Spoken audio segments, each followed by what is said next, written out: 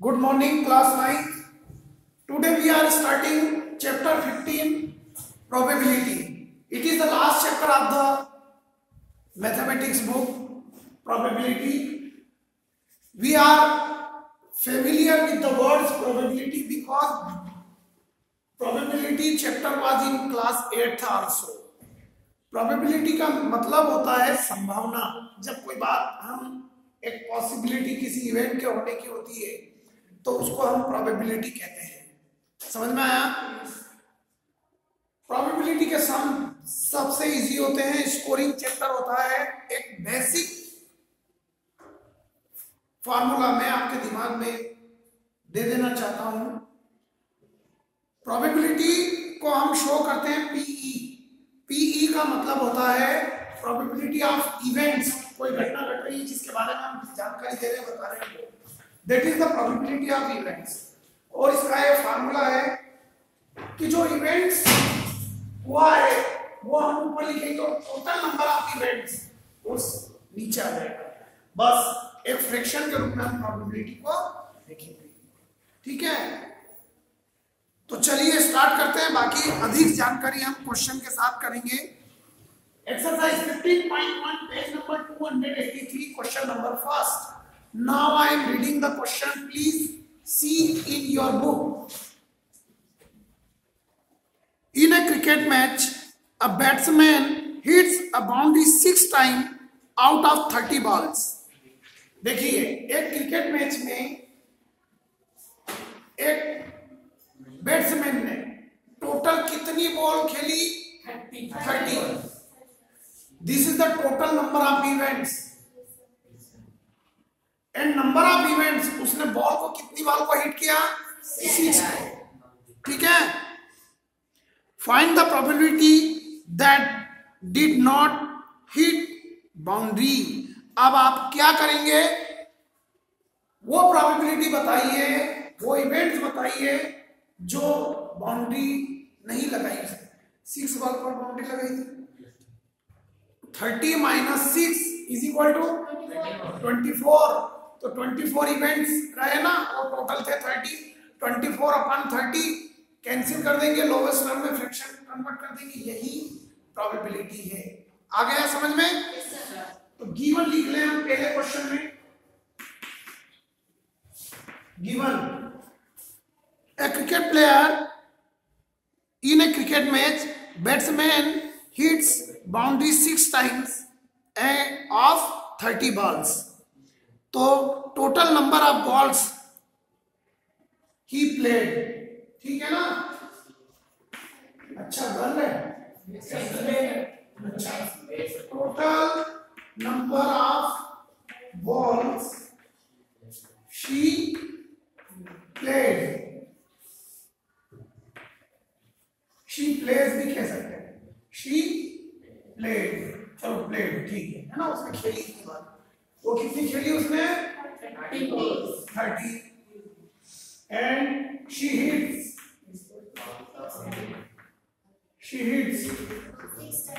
6 balls and she did not hit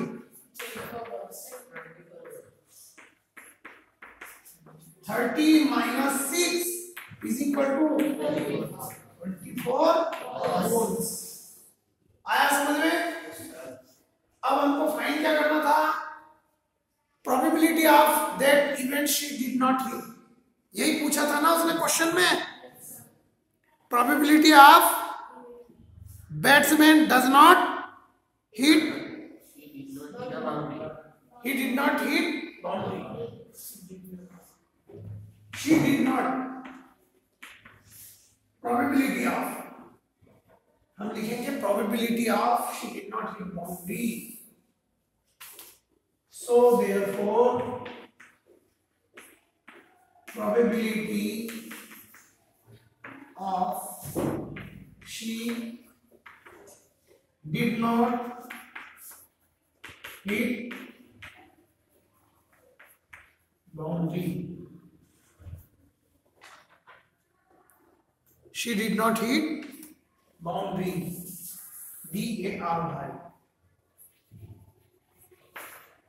BARY। then probability of events बोलते हैं is equal to total जो उसने ball hit नहीं की वो कितनी है 24 और टोटल बॉल कितनी है 38। 6 से डिवाइड हो रहा है 6 4 जा 6 5 जा then 4/5 is the answer। आ गया समझ में? यही प्रोबेबिलिटी और यही पूछा था ना कि और भी पूछा है इसमें कुछ? बस यही पूछा है। अगर वो पूछता प्रोबेबिलिटी ऑफ रीड बॉल तो हम 6/30 लिख देते। 6 1 जा 6 6 5 जा 30 1/5 प्रोबेबिलिटी ऑफ, यानी 5 बॉल खेलता है तो एक बॉल को हिट करता है, ये मतलब होता है। समझ में आया? ठीक है। और उसने 5 बॉल खेली और 4 बॉल को उसने हिट नहीं किया, मतलब ये बात ठीक है। चलिए नेक्स्ट क्वेश्चन करते हैं हम।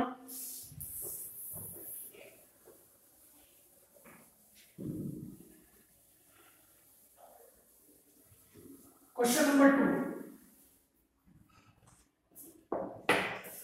See your book. Question number 2, now see the book, now I am reading the question.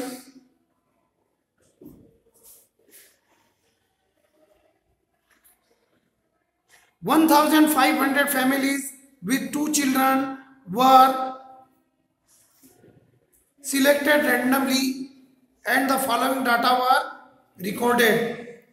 देखिए टोटल फैमिलीज कितनी है गिवन,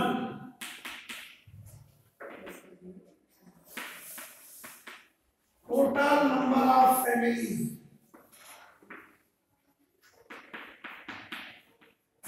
is equal to 1,500। अब आपको क्या करना है, number of girl in family and number of families. देखिए अब टेबल को देखिएगा, number of girl in family यानी कि 2 गर्ल, ऐसे परिवार जिसमें 2 गर्ल है, ऐसी कितनी फैमिलीज है नीचे दिया गया है, कितनी फैमिलीज है? आया समझ में? क्वेश्चन की रीडिंग समझ में आई? जिनमें 1 गर्ल है ऐसी कितनी फैमिली है?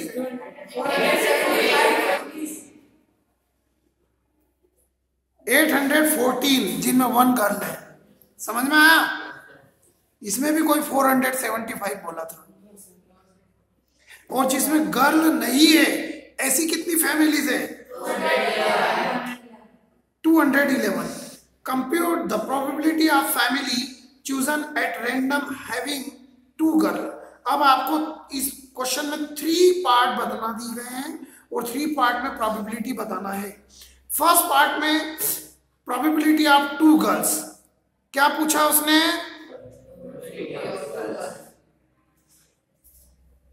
ठीक है, तो प्रोबेबिलिटी ऑफ 2 गर्ल्स को हम प्रोबेबिलिटी PE1 लिख देंगे, क्योंकि इसमें 3 पार्ट से लगाना है ना। Let probability of 2 girls is equal to PE1। आ गया समझ में? Number of families having 2 girls is equal to, बोलो ऐसी कितनी फैमिली है जिसमें 2 गर्ल्स है?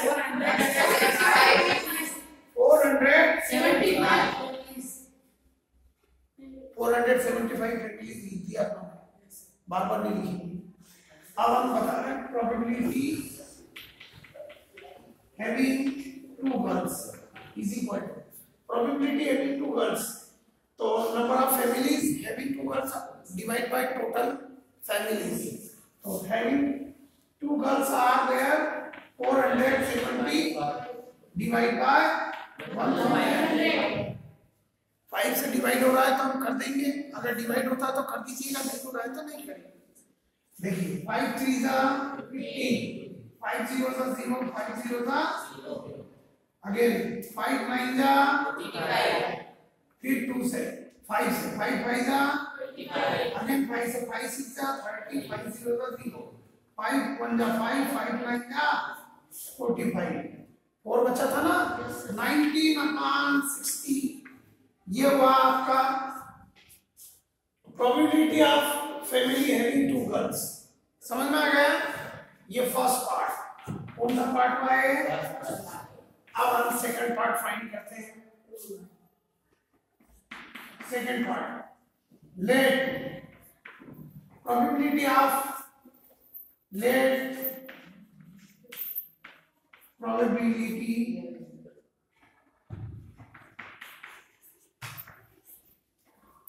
अब सेकंड में क्या पूछा? 1 गर्ल है ना, यही पूछा ना। Let probability of 1 girl is equal to PE2 and number of families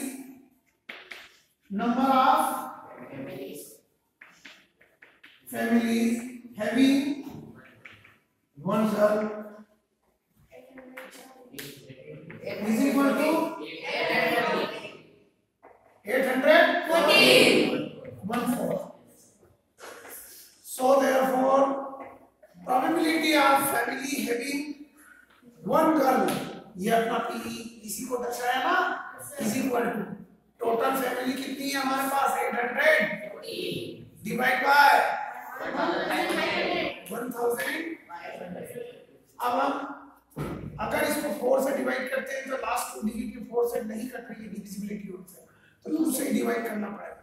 2 4 जा 8, अब बचा 1 डिवाइड नहीं होता उसका 0, 2 2 जा 4 है ना, मतलब 4 से डिवाइड हो जाता क्या? 2 4 जा 8 और 2 7 जा 14, तो 1 होगा ना, 2 7 जा 14, 407 आएगा, नहीं तो फिर एक और 1 कट जाता ना। 2 7 जा 14, 2 5 जा 10 एंड 2 0 जा 0, 407 divide by 750। Got it? Now third case। अब हमें क्या फाइंड करना है थर्ड में? प्रोबेबिलिटी ऑफ नो गर्ल्स, जी मतलब कोई गर्ल्स नहीं है जिनमें, है ना, नो गर्ल्स। ठीक है ना?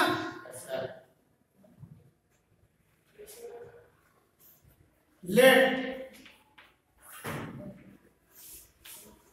Probability of no girl is equal to and number of families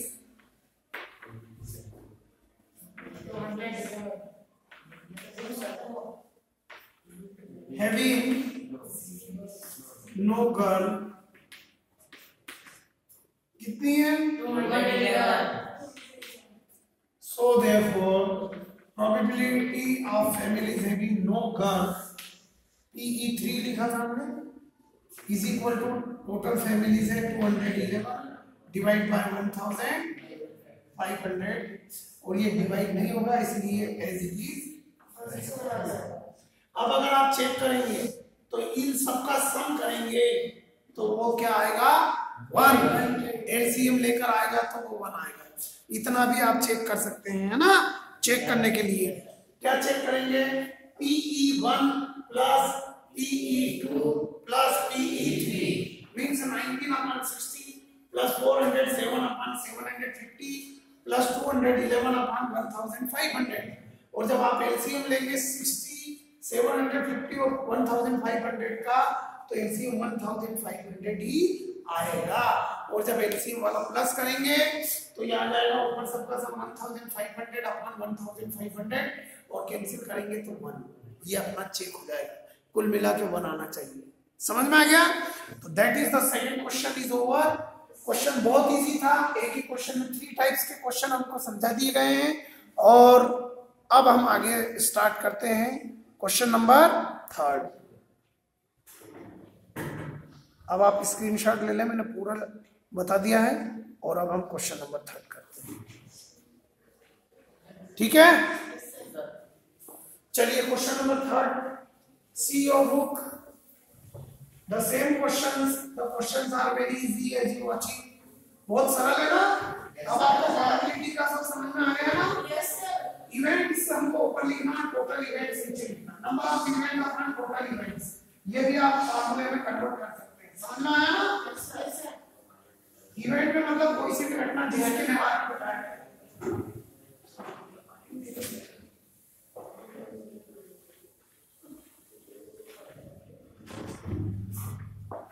Question number 3 is that in a particular section of class 9th 40 students were asked about the months of their birth and the following graph was prepared for the data so obtained। मतलब एक particular section में class 9th के student जिसमें 40 students थे।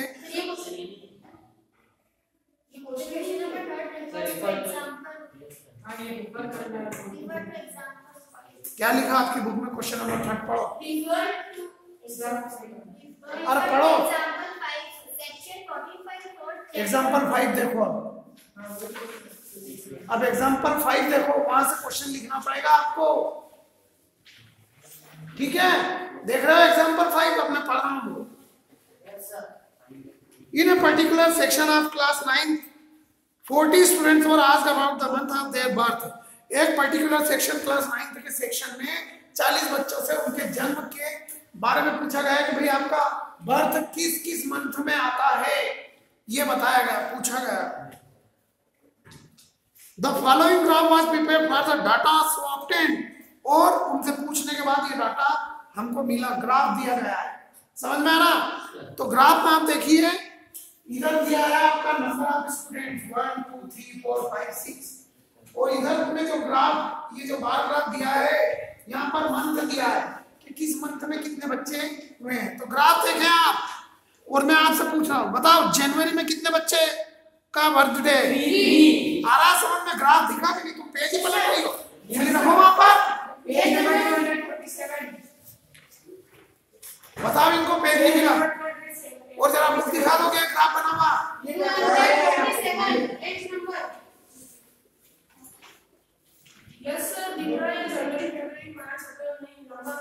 247 page भी मिला कितना?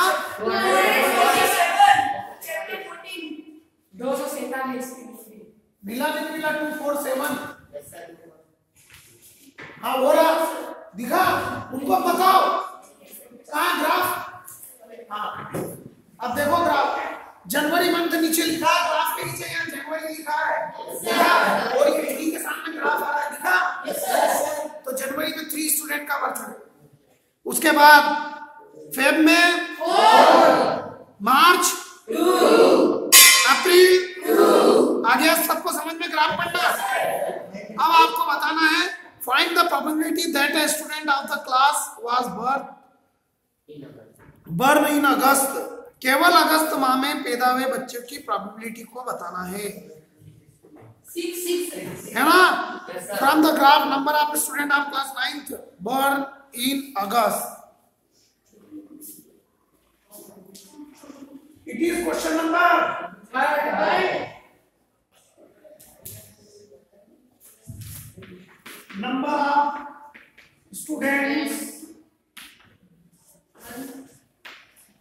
born in August is equal to 6. Then probability, total students were कितने थे? total students, total number of students is equal to 40. 14 बोल रहे हो? Then probability